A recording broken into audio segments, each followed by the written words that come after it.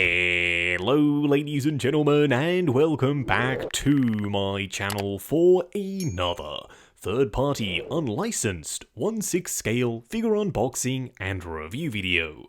Now today we are going to be taking a look at the Art Figures Venom Slayer, aka Bane from Injustice 2. Now I personally am a huge fan of the Injustice games, both the storyline and some of the character designs. So yeah, I'm really excited to get this figure out here. Now I got mine from Comics Sanctorum. Do bear in mind, this is an unlicensed, unofficial product. I have popped the link in the description below for your reference purposes only. This is by no means a promotional video, this is a review on a figure I picked up for my own personal collection. While you're down there, why not hit that subscribe and bell notification icon, plus the join button for more info on Justin's Collection Plus, the channel membership. What we are going to do now though is get the box laying flat in the light box and do the unboxing. As for the box art, it's relatively straightforward. An image of the figure himself front and center with this glossy cracking effect in the background, Venom Slayer down below, Venom Slayer on the side, and then of course a bunch of warnings on the back of the box. If you do slide off the top cover, the artwork underneath is identical all the way around. However, now you have a flip open door, which gives you a sneak preview of Bane. But we're not here for sneak previews, we're here to check out the figure inside. Like I said in the intro, yeah, I've been pretty darn excited to get this guy in. He's going to be my first comic book style Bane for the collection. Where is he going to go in the display? Don't worry, I intend to tackle that a little bit later on in the video. First in-hand impressions are very positive. This guy weighs a ton, which is kind of to be expected because Bane is a big chunky boy. What we are going to do now though is get all of his accessories laid out in the light box and take a closer look at everything he comes with. Here we have all the parts and pieces. Now unfortunately he doesn't come with a ton of stuff, but at the very least he does come with a display base. Up front it says Venom Slayer. I personally would have preferred them just leave it blank. You do have this metal grate style flooring. And yes, your eyes aren't deceiving you, that is a Dark Knight symbol. I'm not exactly sure why that's there, seeing as this is Bane from Injustice 2, but I guess you could just treat that as a generic bat logo.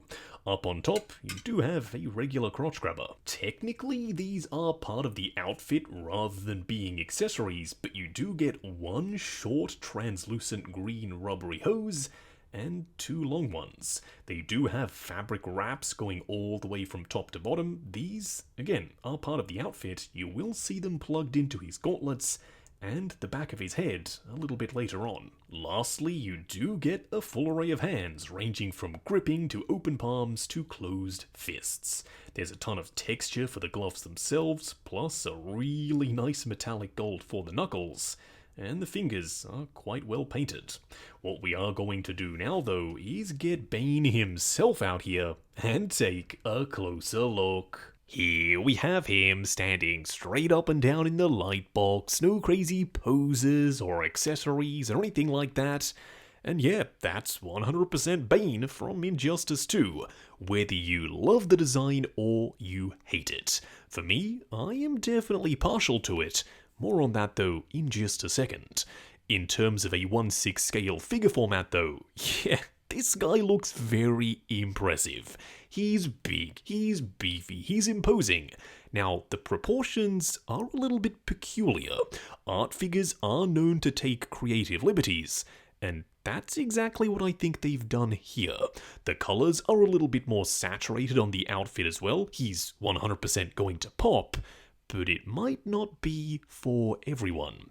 The icing on the cake for me though are those hoses. You don't often get Bane figures, especially not game or comic book based, and seeing those hoses all pegged into his Venom backpack, oh yes, it makes me very happy. What we are going to do now though is take him off the rotating turntable, punch in, and take a closer look at the details. Here we have him up close and personal. Do let me know, by the way, which design for Bane do you prefer? Do you like Injustice 1, or are you more partial to Injustice 2?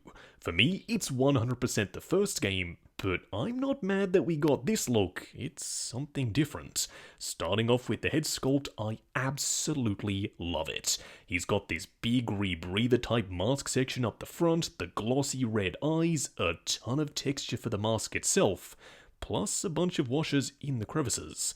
You also have these highlighter green sections, which absolutely help him pop in the display. It also ties all the other highlighter green sections together, and it's a really nice cohesive look. Around the back, you do have his Venom pack with multiple hoses. Now, the hoses themselves are made of rubber. They do tend to pop off when you get a little bit crazy with your posing. The backpack piece, once again, has more of that highlighter green, plus a little bit of silver dry brushing on the surface. It looks suitably metallic. Now, you do have to attach all of this out of the box, including the harness. The harness itself is made of rubbery plastic, so we shouldn't have any issues with flaking over time. Now, it does sit on top of a fabric shirt, but these sections do feel like they are made of pleather. So do be a little bit more careful when it comes to these sections on the upper torso. Speaking of the upper torso, he's kind of a weird shape. Bane's pecs are absolutely massive. Now, it kind of makes sense because this is a roided out rage monster, but at the same time, I think they got the proportions a little bit too exaggerated. Do let me know what you think though. For me, I can definitely swing it, but at the same time, it kind of from some angles throws me off just a little. As for the arms, these massive armor plates with a ton of silver dry brushing, they look fantastic. More of that fabric undershirt. Then these gauntlet pieces, which nicely connect up via this hose to his Venom backpack. His camo pants are all fabric with some pleather pieces around the front, and a very nice shiny metallic silver belt buckle. You will also have to attach his knee pads, but they are super simple to install. There are literally some Velcro straps, you thread them through the loops, and away you go. Coming down to the boots, the sculpt work is definitely there, and there is some weathering around the front, although unfortunately it's not a split cut boot design. It's one solid piece that sits over a fully sculpted foot, so that means number one, it can move around quite freely, but you don't really get the benefit of having any side to side articulation. You do have some sculpted tread underneath that is fully weathered, but at the same time, a split cut boot design would have worked really nicely here.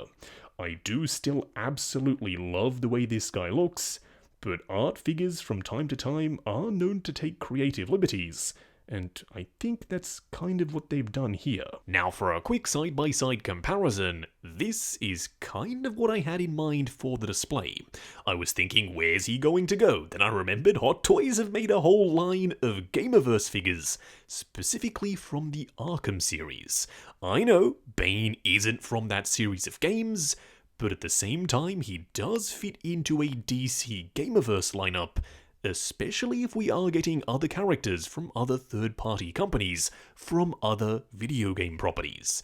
Now, unfortunately, Bane is just a little bit too short. He's shorter than Arkham City Batman, and he's definitely shorter than Arkham Knight, which you'll see in just a second. He's supposed to be a lot bigger than Batsy, but at the same time, if you put him in the background on a riser, technically this could work. Or you could say this is pre-Venom Bane, but then it kind of doesn't explain away the weird proportions. Next up, as promised, here we have Arkham Knight Batman, and he too is significantly taller than Bane. It almost feels as though he's in a completely different scale. He's taller, but his head is physically larger. In saying that, I don't know if art figures are using some kind of slightly underscaled body for Bane, but I am tempted to try and upgrade him onto an M35 Fison body. That would number one, solve the proportion issues with the overly large pecs, and number two, also give him a little bit more height. do let me know what you think of that, cause yeah, I'm pretty darn tempted to give it a go. And lastly, we have a winner. The comparison born out of the idea, surely Bane is taller than someone, here we have Sideshow Batman. And as you can see, yeah, Bane is just a hair taller. Technically, this could work in the display, but in saying that, this isn't the most classic look for Bane, whereas it kind of is for Batsy. For me, he's still going to go in the Gamerverse display, and I'm going to sit tight and hold out for a real classy 1/6 scale Nightfall version of Bane, cause that for me would definitely be the ultimate version. Just going over articulation. Now bear in mind this is my personal copy of the figure, so I'm gonna be a little bit more careful. I'm sure when you get yours in hand, you can push the joints slightly further than I am willing to go. Now, starting off with the head sculpt, it is on a ball joint at the base of the mask itself. Looking forward and back just a little, swivel and pivot side to side. The arms will go up to there, but you do have a shoulder pad and a harness. And unfortunately, they do like to collide, so it's a little bit more limited. Going forward and back, butterfly joint at the shoulder. You do have a single joint at the elbow that also incorporates a swivel, plus a regular 1/6 scale wrist peg. The torso will crunch forward and back at the midsection and at the waist. You do also get swivel and pivot side to side. The legs do go forward to there, they will go out to there, swivel at the upper thigh, double bend at the knee that does get you past 90, and unfortunately because it is one fixed solid boot, you only get swivel. Just wrapping up on Art Figures Venom Slayer, aka Injustice 2 Bane. Going into this, oh yes, I told you all I was really excited, I love the games, and I was partial to this look for the character. In saying that though, the figure isn't perfect. I still really like him, but there are certain things holding me back from loving him. Starting off with the choice of body, the legs are really small, he's definitely skipped leg day, and the upper torso is massive. Yes, that could work for a roided out version of Bane, but at the same time, he's far too short. He doesn't scale well with pretty much any Batman figures or any DC figures in general. This guy should be significantly taller. Who knows, maybe a body swap will save him, but for now he's just too short. Does that make him an awful figure? No, I don't think it does. The outfit also isn't your classic look for Bane. It's more militaristic, it's more mercenary-esque, which does work for him because he is supposed to be a mercenary depending on what storyline you're reading. The multicam pants and the green upper torso, yeah, I really like it. But I still would have loved to have seen that classic black tank top, or even the look from Injustice 1. Heck, if Art Figures are doing an entire line of Injustice 2 figures and they just happen to want to start off with Bane, then yeah, sign me up. I'm definitely all in. I love the unique looking character designs, and when we have a bunch more figures from the game to pair this guy up with, then maybe this look will start to make a lot more sense. He doesn't come with a ton of accessories, plus the weirdly Dark Knight themed display base, but the figure himself still floats my boat. I'm still going to do what I had in mind from the start, pop him on a riser in the background of my Gamerverse display, and hope that more figures are yet to come. Now, I got mine from Comic Sanctorum. Do bear in mind this is a third-party, unlicensed, unofficial figure. I have popped the link in the description below for your reference purposes only. This is by no means a promotional video, this is a review on a figure I picked up for my own personal collection. While you're down there, why not hit that subscribe and bell notification icon, plus the join button for more info on Justin's Collection Plus, if you like the sound of seeing your name in the end credits of my reviews. Like, comment and subscribe, and I'll catch you in the next video.